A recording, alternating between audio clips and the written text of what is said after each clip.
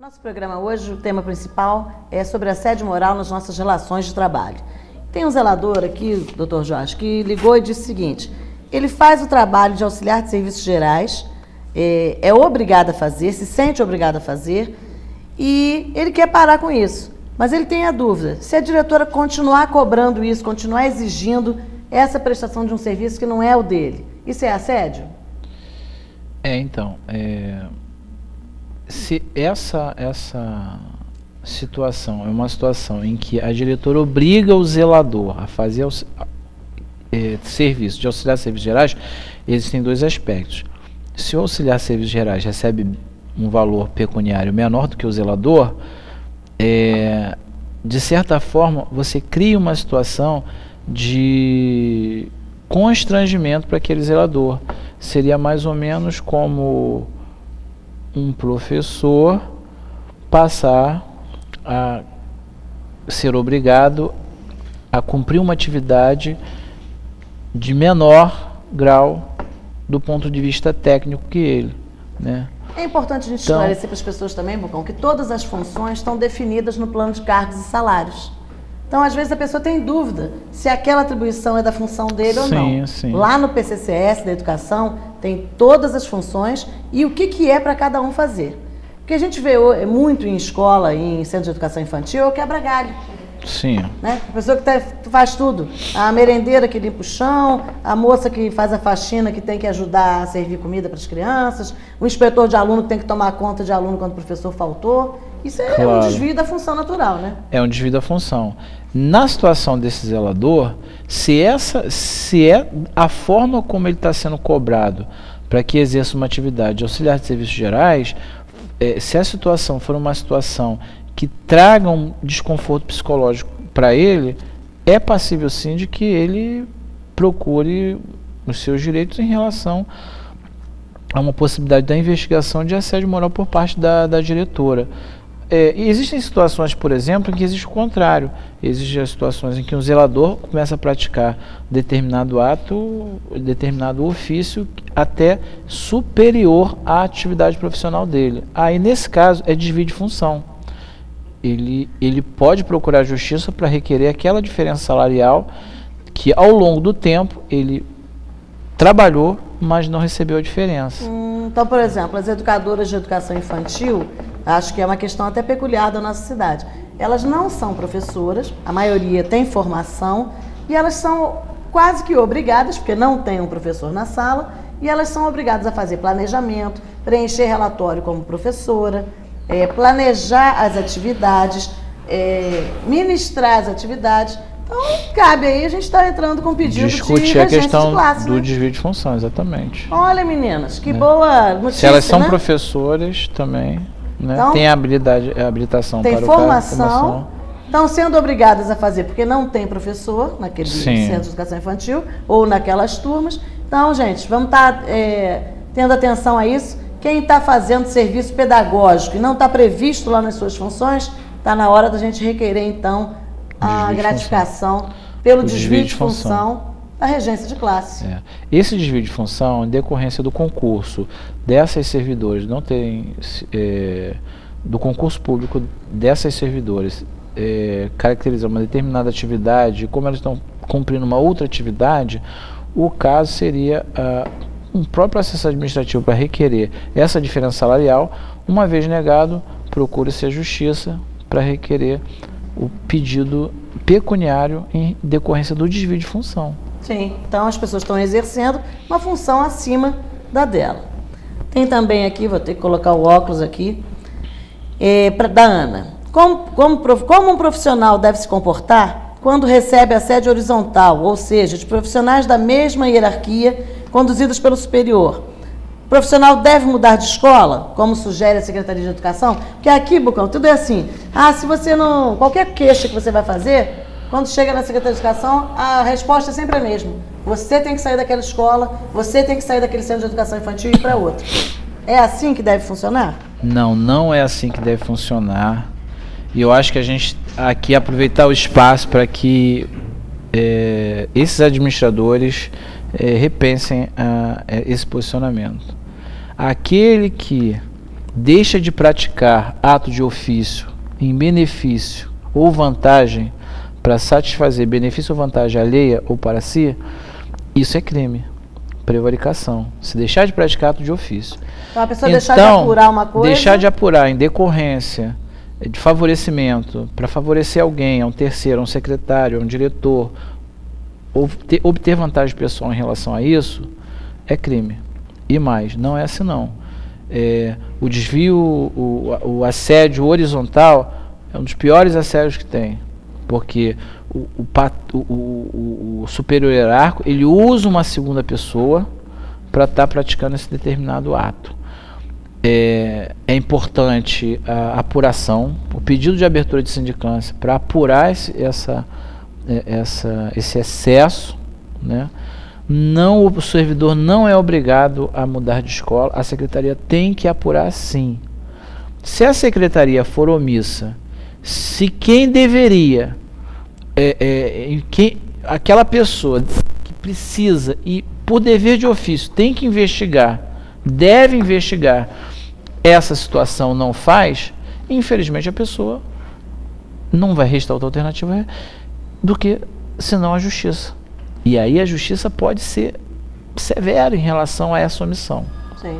Tanto em relação a quem pratica o assédio horizontal, porque a pessoa pode falar assim, não, eu não sou superior hierárquico a ela, eu sou professor, sou colega de trabalho. Não, se o colega de trabalho está amando de superior hierárquico, está corroborando com essa situação, está contribuindo com essa situação, ele também responde.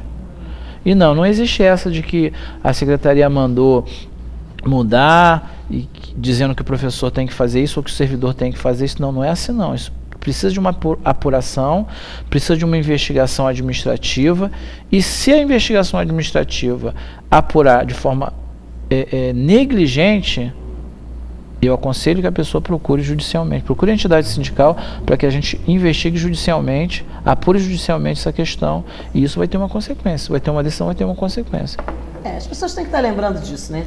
Tudo tem consequência, toda escolha que a gente faz de ser omisso em certas situações, de ser conivente com certas coisas que acontecem dentro do local de trabalho, isso tem o seu preço, isso tem o seu custo, né? A consequência que virá dessa situação.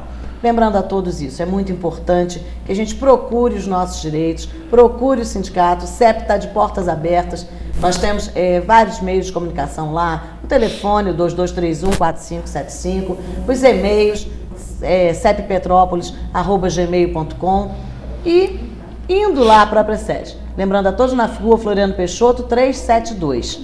O CEP hoje funciona para atendimento ao público das 12 às 18 horas, de segunda a sexta-feira.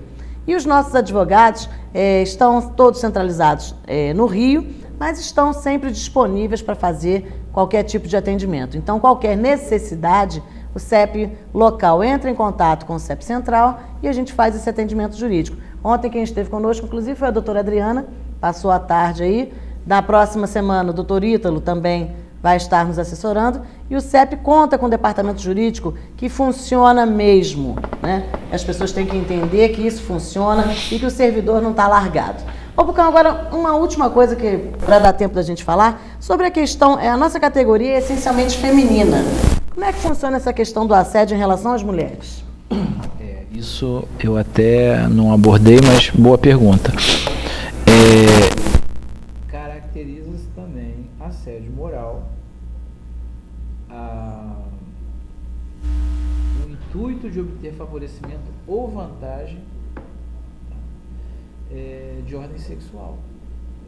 Então, aquele superior hierárquico, né, que uma coisa é você, como colega de trabalho, chamar ou seu colega de trabalho ou a sua colega de trabalho para jantar, para almoçar junto, né, tomar um café, socializar. Isso é normal das relações, né? Não só de trabalho, mas das relações pessoais. Agora, uma situação de extremo desconforto, repetitiva, em que o chefe, né?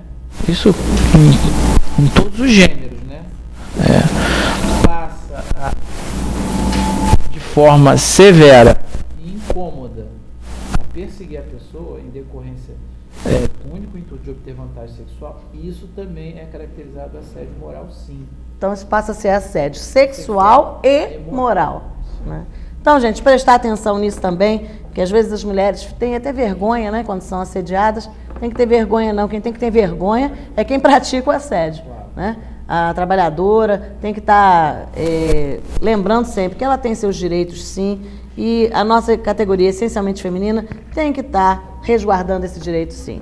E a gente vai estar lembrando a todos também que hoje, 18 horas, nós vamos estar lá no Sindicato dos Metalúrgicos com o Dr. Bucão, e ele vai estar tratando desse assunto com mais tempo para a gente poder esclarecer ainda mais as dúvidas. Tem uma pessoa que ligou e disse o seguinte: não consegui renovar a matrícula do meu filho por questões de comportamento. Isso pode acontecer? A escola pode negar a matrícula para um aluno porque ele é bagunceiro, porque ele tem TDAH? Olha, essa questão, ela... Sem áudio. Tá sem áudio? Tá sem áudio não. Tá. Então, essa questão em relação ao aluno, ela não decorre da relação, não tem muito a ver com a questão que a gente está discutindo, mas eu vou responder aqui.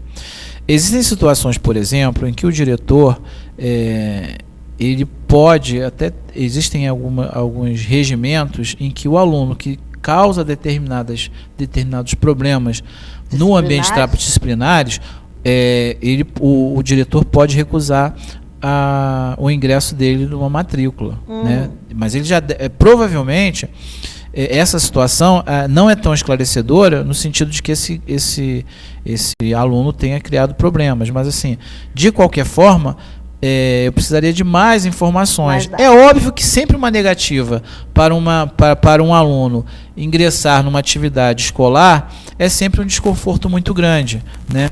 E ela tem que ser justa, porque se não for uma justificativa razoável, pautada, né? Com registro, com tudo,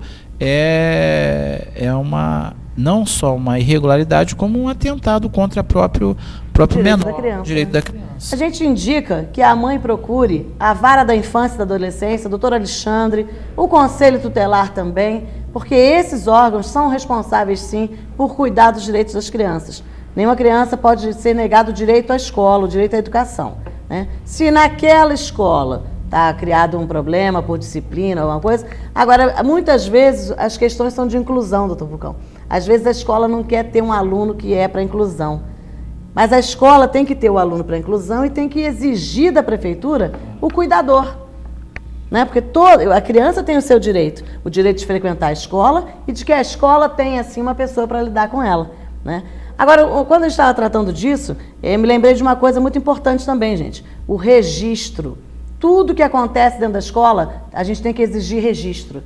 A ata, porque a ata não é para ser feita só quando o diretor ou o coordenador quer, não. A ata, qualquer coisa que aconteça, qualquer profissional da educação pode exigir, sim, que seja registrado em ata aquele acontecimento, que as testemunhas se coloquem. E quando você for solicitado a assinar uma ata, leia. Ninguém assina documento sem ler, hein, gente? E fora, não concordou? Pede para acrescentar na própria ata. Não concordo com o que está descrito acima. Assina e vai procurar o sindicato. Peça uma cópia e vá procurar o sindicato. A gente tem direito e tem que estar lutando por ele. Nós vamos fazer o nosso agradecimento aqui ao Dr. Jorge Bucão, que esteve hoje aqui no nosso programa. E lembrando, hoje, 18 horas, Sindicatos Metalúrgicos. Quem quiser, ficou com gostinho de quero mais, né? O assunto é extenso, né, doutor? É verdade. E a gente vai estar, então, recebendo vocês 18 horas lá no Sindicatos Metalúrgicos. Uma boa tarde a todos. Lembrando que o CEP está lá à disposição do trabalhador da educação.